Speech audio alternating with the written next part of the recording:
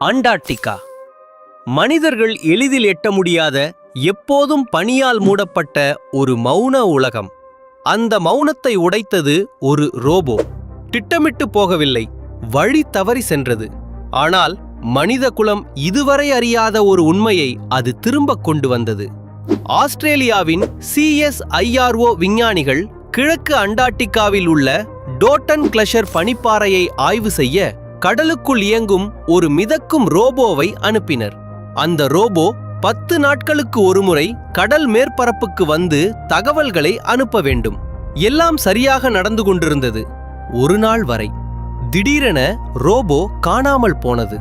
Signal இல்லை, தகவல் இல்லை.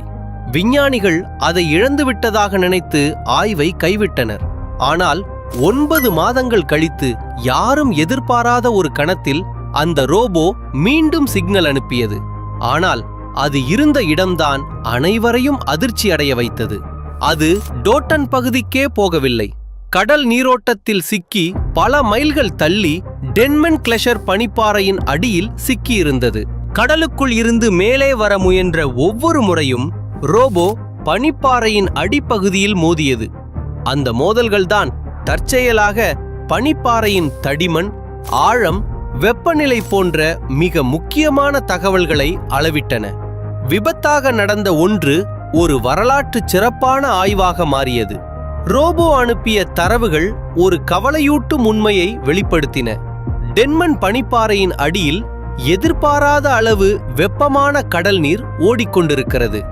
அந்த வெப்பம் பனிப்பாறையை மேலிருந்து அல்ல, அடியிலிருந்து மெதுவாக ஆனால் தொடர்ந்து உருக்கி வருகிறது.